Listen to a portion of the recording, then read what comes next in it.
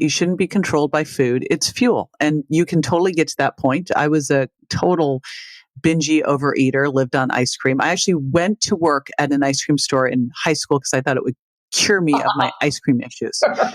So all it did was make me gain 10 pounds. I was like, it's like so many alcoholics I know who become bartenders because they're like, I want to push it away. I'm like, you guys, come on. Yeah. What? Ridiculous. It doesn't work. So note to self, if you've got a cookie issue, don't go work at Mrs. Fields. It will not work.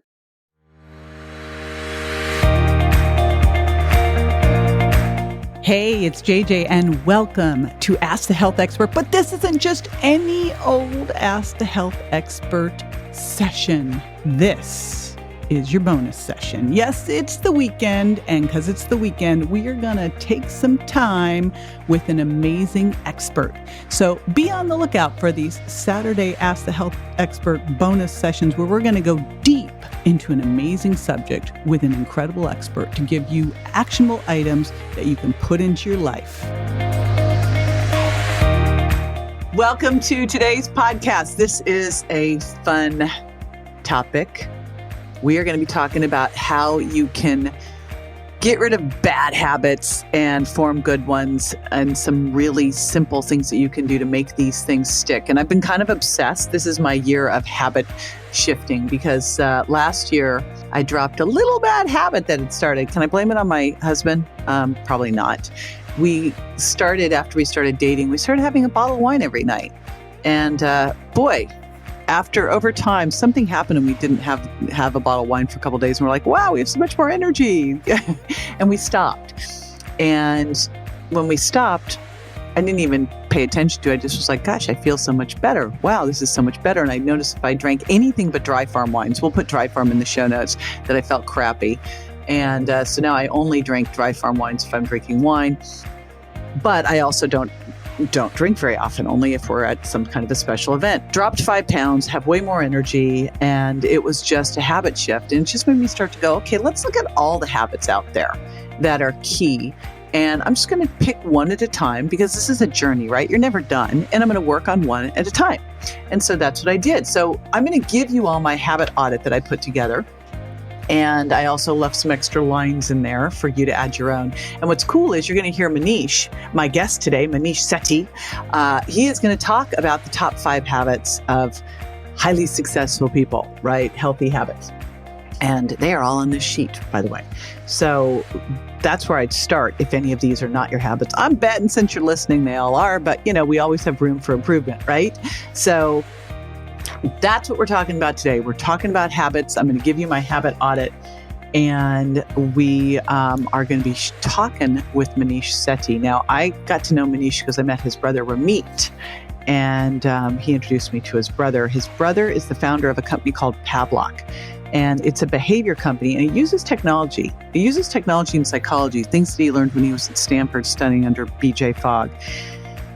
And he has been all over with this because it's really kind of fun. He's been on Steve Harvey, Shark Tank, Good Morning America. And it started out, it's a bracelet. And when he first got it, I was like, yeah, make this cuter. This is not attractive. Now he's got a cute one for us women. But what it does is it shocks you. And so it can gamify you, improving your habits. He's going to explain how this all came to be. It's pretty funny. But the cool thing is it works. So this all today is about how to form good new habits, how to break old bad habits. What are the most important habits that you should change? And then again, download that habit audit. And that is going to be, along with the cheat sheet, all the notes, and a really special deal from Maneesh at jjvirgin.com/Pavlok. And that is Pavlok. Pavlok. All right. Before we dive in, a word about one of my favorites.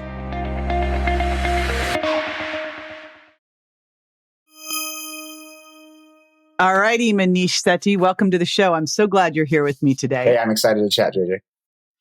Well, I still think back to when you brought your little device to our event and proceeded to shock everybody. Sounds like me. I think you got the right name. So we're going to be talking a little bit about Pavlok and, what a fun party gag it is. But it really all comes around, I love the statement that you talk about wearing your willpower. And over here this year, one of the initiatives we have is, people don't change 180 degrees. They're not going to, that's, I think, one of the biggest reasons people fail is they start at the beginning of the year and they go, okay, I'm going to lose 100 pounds and I'm going to start sleeping well and I'm going to exercise and I'm going to eat better and blah, blah, blah. And it's like, no, you're not either. Let's just pick one thing that you can win at, be successful, and then build.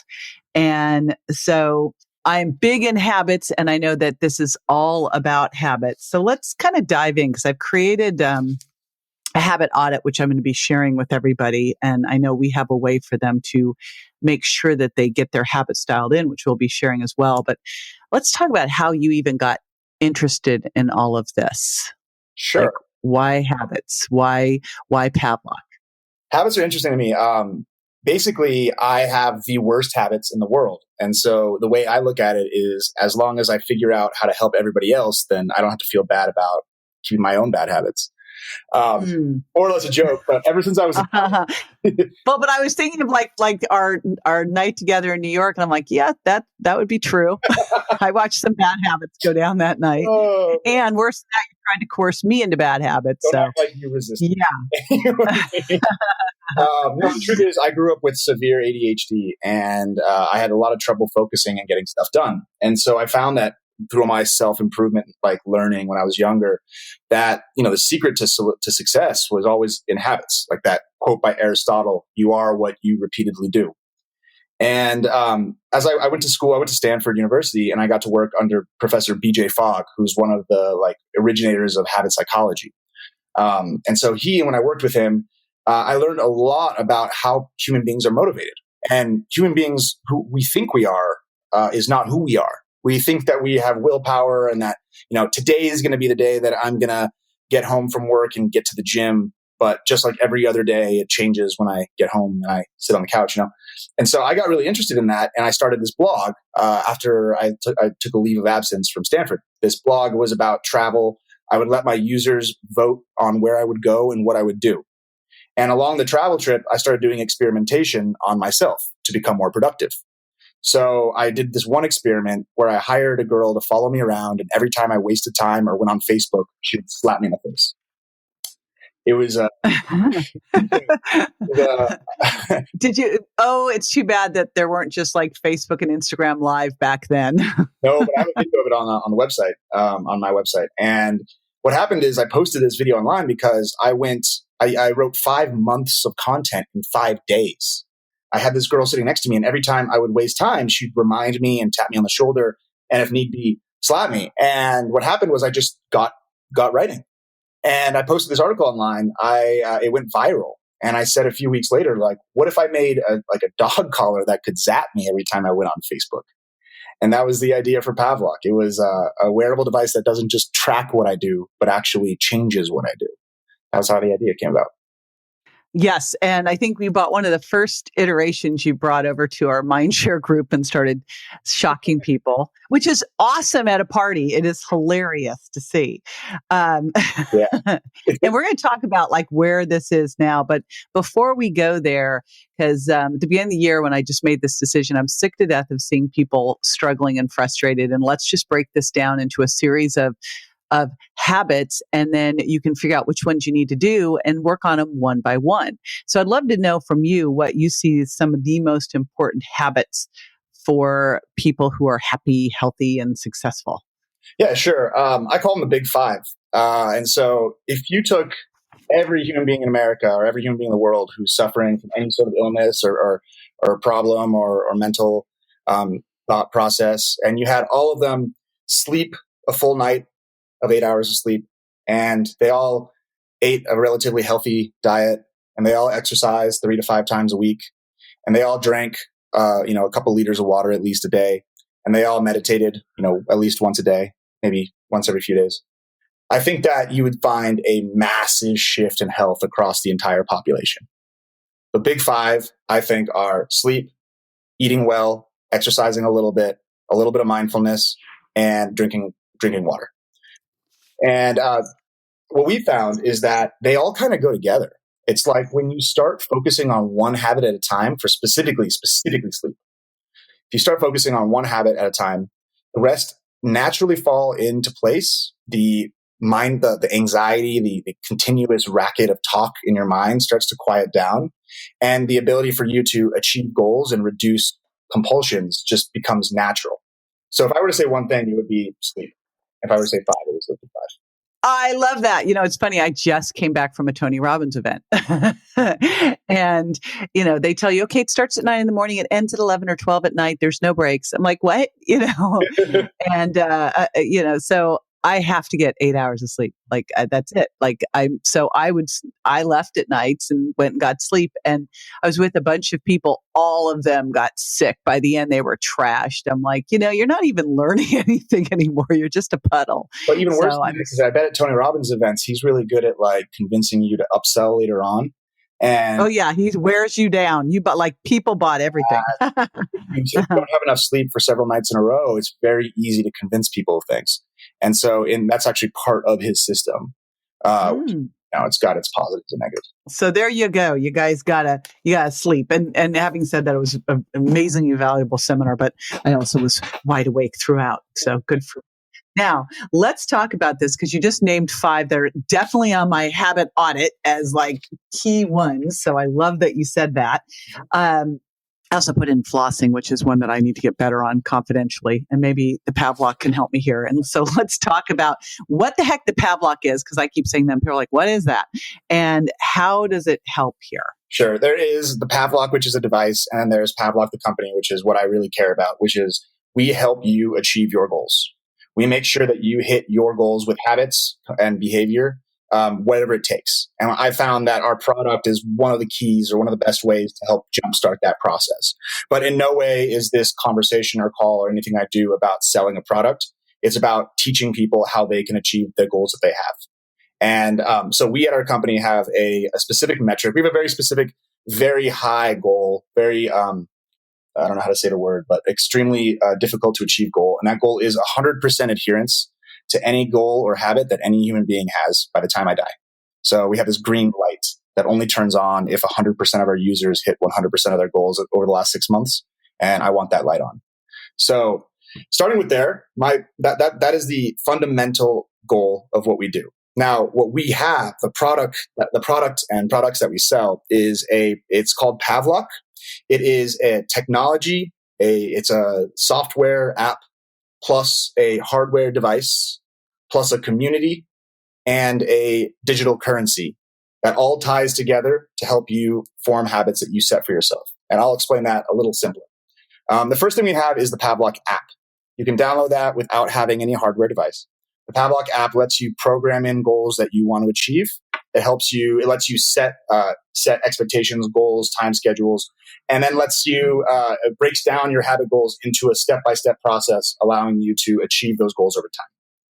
The hardware device that it connects. So Maneesh, if someone said and goes, okay, my goal is 100-pound weight loss, it would help them set reasonable goals over time so they can achieve this? Sure. We're doing it one new app a month this year. So we started off with gratitude as our January app. Oh, that's fantastic. So it helps you form the habit of gratefulness. It's like a gratitude journal with reminders and social cues and then rewards for achieving your gratitude journal. Next month is a journaling. So daily journaling about what you're doing. And then I believe in March we'll begin with fitness. So the app alone will help you form good habits. The hardware device is extremely powerful for helping you break bad habits and remember to use the app. So what the hardware device does is it is a device that it sits on your wrist. It can either sit standalone as its own little device, or you can connect it with an Apple Watch connector. So it becomes part of the watch strap. It's able to vibrate, beep, and release electrical stimuli when it's told to. So for a good example is waking up in the morning. The device tracks your sleep and vibrates to wake you up gently in your light stage of sleep. We have an app for sleep tracking. And if you're a heavy sleeper, you can set it to make sure you do jumping jacks to turn off the alarm, or else you'll get electric shocks. The waking up habit has been pretty critical. Actually, it's our number one habit by far. And we found that waking up in the morning, a lot of people just don't get out of bed. I know you did that one because of you. Yeah. Yeah, exactly. Because I was like, JJ, why did you keep me out so late last night? So let's just shift gears, because you see people. I mean, I work in weight loss, so I hear from people over and over and over again that they set these goals and then they don't do them. So especially if there's something, say someone's trying to quit sugar. Sure. Let's go that one. And they've tried and they've tried and tried. Now I would tell them just do the sugar impact diet. This is, there it is. But they've tried and they've tried and they've tried. What do you just say to someone like this? What can they do? Like, is this how they ensure success? Or there's some little secrets in here that can help make them sure they'll make it this time? Because my feeling is the more often you fail, the more it kind of gets into your brain that you're a failure, and then it gets even harder. Sure. So forming a good habit and breaking a bad habit are fundamentally different problems. So you're asking me about how do I remove something? How do I break a bad habit of eating sugar? And so I like to start off, first of all, by creating the right environment. So the right environment is a home that doesn't have any sugar around it. And second, right. Get the enemy out of the house, everybody. There it is. Sugar. Yeah, and then throw your car keys away at night. In fact, here's what would be awesome is if, like, when you walk out of the kitchen after dinner, there was a full lockdown, like it just locked down and there was an armed guard. And then your car keys were taken away. So if you tried to drive out anywhere, and obviously I'm being facetious, but that's where people get in trouble, right? I literally used to have someone who would drive to the fast food places at midnight. I'm like, come on. Right. Exactly. Yeah. And to be clear, like when you say facetious, what I hear is opportunity, because the act of breaking a bad habit is something that is only possible. It's really hard to have a smoking habit if there's a person standing next to you for the next 9 months who every time you grab a cigarette smacks it out of your hand, right? In the same way, having accountability is incredibly powerful for sugar. And sugar, I'm sure you know this, you definitely know this, but sugar is extremely addictive. It's a drug that's like cocaine. It's a drug that once it's in your system, it changes the way you think. And you think you're the kind of person who needs sugar without realizing that you haven't had a day without sugar in so long. The first thing I recommend is to get rid of sugar for a period of time. So a small commitment for any habit change is important. Can you go one meal without having any carbs or sugar? Can you go a day?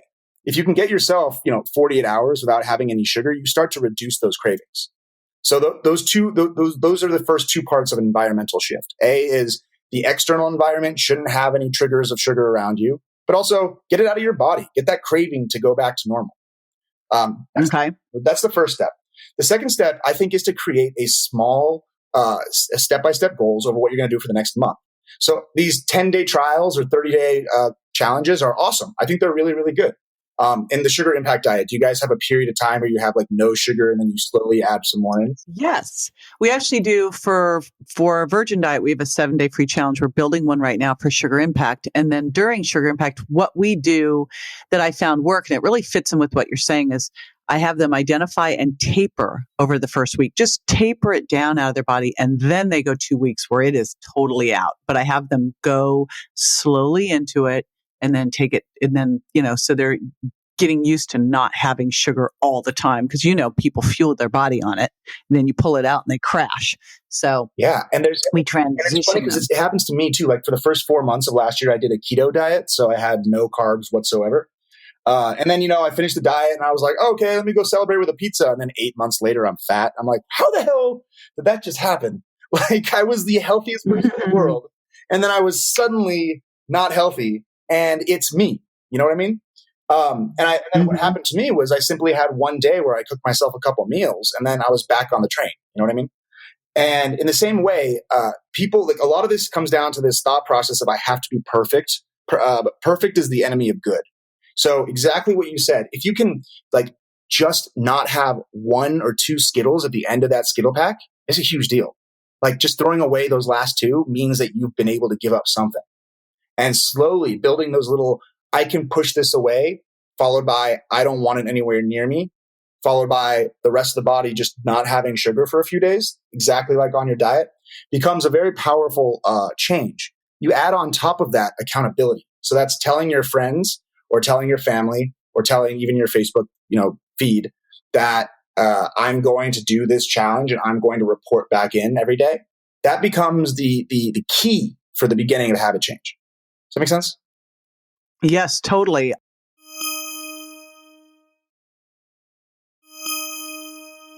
I think what we've put into all of our programs is major accountability. Signing a commitment contract, being accountable both to yourself and to a partner. Mm-hmm. And also, I've noticed that, like with regards to sugar specifically, carbs are this really interesting. You can eat infinite carbs. It's really amazing. Like chips, like I can eat 2 or 3 bags and it doesn't feel like I'm full. But like you can't have 2 right. steaks, or you can't have like 4 pounds of vegetables and still feel like you are not full. So yeah, not only are you not full, I remember one of my kids said this. He said, because I let them eat their Halloween candy because I knew what would happen. It made them sick and they never touched it again. And he literally said, I'm eating this and I feel sick and hungry. Like it was just making him hungrier. Yeah, it's almost like crazy. You do crack cocaine and it makes you feel a little sick and hungry. It's like, all right, well, I'll take your word for that one. I'm not saying I don't do crack cocaine. It's an addictive drug. Okay. Obviously, addictive drugs. It's like, I think we have a habit to break here. Oh, yeah, no, exactly. No, of course, that's not exactly what, of course I don't do crack. But what I'm saying is addictive drugs do the same thing in your brain, just like sugar. Sugar is designed to make you excited because of the way we evolved. Sugar was not around, so when you got some, it meant that you had the calories to exist. Our brains and bodies evolved to like a little bit of it. But now that we can create it at will, it suddenly becomes this very addictive substance that you really, really want more of. And so that said, I think that's pretty clear. But what you just also said is very, very similar to how Pavlok kind of works. So getting somebody to eat so much of it, they get a little sick. That's kind of the foundations of our most well-known use case, which is breaking bad habits for good. So I've used this on tortilla chips, for example. Like you said, if you get really sick on sugar, or if somebody drinks too much tequila, for example, and gets a little nauseous, sometimes that habit goes away forever. That's known as an aversion. And we use Pavlok to help you build aversions towards habits you want to stop. So the way it works with sugar is usually you pick an item, a type of sugary food you want, and you'll eat it for the next 5 days. In fact, you get to eat all of it. But you're going to be zapped while you eat it. We have these 5-minute audio sessions where it says, all right, bring the food to your mouth, bring it back up, and you just follow the instructions. And as you eat it, you get this slight zap. You set the strength, so you don't want it to be painful, but you want it to be uncomfortable. And what happens is you're going to want to put down the sugary dish. But if you don't, if you stick through with just the 5 minutes for 5 days, your brain builds this Pavlovian connection, this association that makes you actually stop liking the flavor of that food. Wow. And that's kind of what our bread and butter is for helping people break bad habits. I think we're the only... Yeah, because you talk about break bad habits and form good habits as being two different things. Mm-hmm. Yeah, exactly. Forming good habits is a different concept, which I'm happy to switch over if you'd like to. But is it, which one's more difficult? I think that with Pavlok, breaking bad habits is really easy. And without it, it's really hard. Forming good habits is always hard, no matter if you have Pavlok or not. But it's a lot easier than quitting an addiction if you don't have, our tool. So with regards to breaking a bad habit, if you don't have a Pavlok, no problem. You can download the app and we explain how to use just a rubber band to get started. But that's actually how I started dealing with, all these negative thoughts and judgments, was just using a rubber band. Isn't it crazy how effective? Also, you start to notice the triggers a little earlier on in the day that are causing thoughts. A small rubber band is effective. Pavlok is very effective. But like people just assume that they don't. We had this one user of our product early on. She had severe depression, and she asked me if Pavlok could help. And I said, look, I don't know about brain levels or anything, but I do believe that a lot of depression is a negative thought loop in the brain, and I could probably help with that. So for the next few days, whenever you catch yourself in a negative thought sequence, zap yourself, smile, and text me where you are. And so the first day, she caught herself at work. The second day, she was on her way to work. On the third day, she was reaching for her front door. Fourth day, front door. Fifth day, front door. And I said, what's going on with your front door? What is there? Well, there was a flower vase sitting next to her front door. She and her twin sister, when she was 16, had a birthday party. Her sister got a ton of gifts and she got nothing. And her twin sister said, here, have this flower vase. Well, that vase was triggering thoughts of nobody loves me and nobody cares. All she did was throw away the flower vase, and her depression drastically reduced. She didn't feel symptoms until 4 p.m. the next day. It was insane. Wow. Removing triggers. Just connecting the dots. Yeah, removing. Yeah. You can't eat sugar. You can't eat sugar if there's no sugar in a 100-mile radius of you, right? You can't trigger these things unless you have a trigger. Right. And that is why it's so important, like with food, we all have our things that are triggers. Like for me, I know that if there was cheesecake, mocha ice cream, or popcorn in the house, that at 11 o'clock at night, bad things are going to happen. And so why would I bring them in? Like, I don't need to do that. I know exactly what my deal is. I'm not ever bringing those anywhere near me. I like a really good tactic I've been using is, you don't need willpower all day. You just need willpower when you're purchasing food, And so I liked using Instacart or like Uber food delivery or whatever. I liked purchasing groceries that were shipped to me because it would allow me not to have all the stimuli of everything that I wanted, all the sugary food just right there at the grocery store. But then it could become a recurring purchase. So I would buy it on Instacart with just the healthy food items, and then I would just continuously rebuy that same thing. Save time, but I just didn't have to worry about the risk of the sugary food getting in there. Yeah. And it's great for parents too, because we can watch our kids when they go off to college and ensure they're eating healthy. I totally stalk my son's Instacart and make sure he's doing what he's supposed to be doing. He's super good, but it is cool. Now we're up against the time. We're actually goofing off and going long, but can't help myself here. But I know that I've got a habit audit for everybody. So we always have awesome show notes, and today is no different. And they are at jjvirgin.com/Pavlok. That is Pavlok. Because I remember when you were first making them too, I'm like, you got to make them so they're pretty for us women. We don't want to wear some dude thing. Much prettier. I swear. Good. Thank you. Thank you. When a girl walked up, she got it, she wore it. She's like, you know what? This really isn't ugly. I was like, yes, we did it. Yay! I told you early on. You'll listen. I'm so happy about that. All right.